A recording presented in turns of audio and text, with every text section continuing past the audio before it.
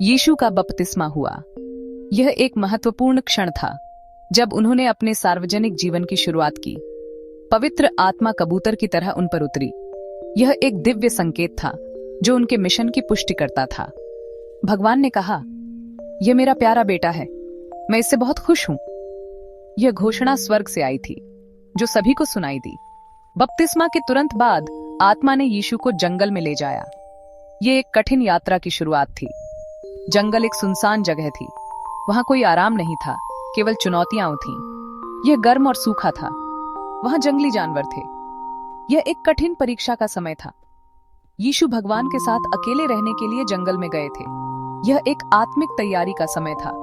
उन्हें प्रार्थना करने और सोचने की जरूरत थी। यह उनके मिशन के लिए आवश्यक था। वह शिक्षा देने और उपचार करने का अपना काम शुरू करने वाले थे। यह एक महान कार्य था जो उन्हें सौंपा गया था। यीशु को जंगल में शैतान ने ललचाया था। यह एक कठिन परीक्षा थी जो उनके विश्वास की परीक्षा ले रही थी। उसे 40 दिन और 40 रात तक ललचाया गया था। यह एक लंबी और कठिन परीक्षा थी, लेकिन यीशु ने इसे सहन किया। यीशु 40 दिन उपवास करने के बाद बहुत भूखे थे। उन्होंने उस दौरान कुछ नहीं खाया था। वह भूख से कमजोर हो गए थे।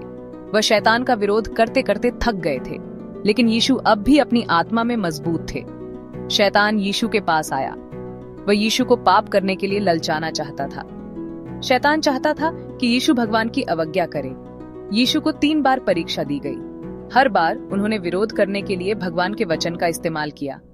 उन्होंने शैतान को धर्म ग्रंथ का हवाला दिया। शैतान ने यीशु से कहा, अगर तू परमेश्वर का पुत्र है तो इन पत्थरों से रोटी बनने को कह दे। यीशु भूखे थे। वह पत्थरों को रोटी में बदल सकते थे, लेकिन वह जानते थे कि यह गलत होगा। यह अपनी शक्ति का उपयोग अपने लिए करना होगा। इसके बजाय यीशु ने कहा, यह लिखा है, मनुष्य केवल रोटी पर ही जीवित नहीं रहेगा, परंतु हर एक वचन पर जो परमेश्वर के मुख से निकलता है। Section 4. A test of power. This is a story of faith, temptation and the ultimate test of one's belief. फिर शैतान यीशु को यरूशलेम ले गया। यह एक पवित्र शहर था जहां हर कोने पर इतिहास और आस्था की कहानियां बसी हुई थीं। वह उसे मंदिर के सबसे ऊंचे स्थान पर ले गया। यह स्थान इतना ऊंचा था कि नीचे देखने पर सिर चकरा जाए। शैतान ने कहा, यदि तू परमेश्वर का पुत्र है तो अपने आप को नीचे गिरा दे।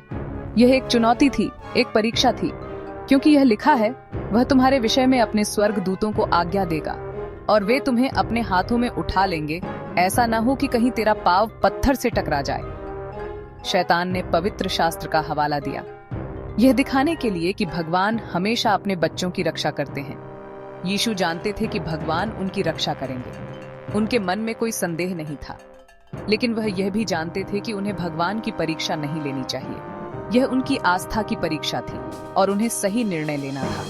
उसे मूर्खतापूर्ण काम नहीं करना चाहिए और यह उम्मीद नहीं करनी चाहिए कि भगवान उसे बचाएगा। यह एक महत्वपूर्ण सबक था जो हर किसी को समझना चाहिए। सो यीशु ने उससे कहा, यह भी लिखा है, तू अपने परमेश्वर यहोवा की परीक्षा न करना। यह एक स्पष्ट संदेश था कि आस्था का मतलब भगवान की परीक्षा लेना नहीं है, बल्कि उनके मार्गदर्शन पर विश्वास करना है।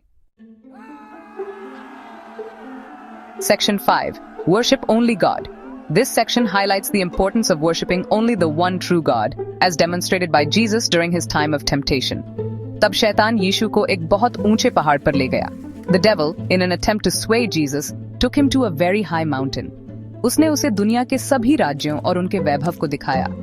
From this vantage point, he showed Jesus all the kingdoms of the world and their splendor, hoping to tempt him with power and glory. शैतान ने कहा, यदि तू गिरकर मेरी पूजा करेगा तो ये सब मैं तुझे दे दूंगा। Satan then said, All this I will give you if you bow down and worship me. यीशु जानते थे कि सारी शक्ति और महिमा भगवान की है। Jesus, understanding the true source of all power and glory, knew that it belonged solely to God.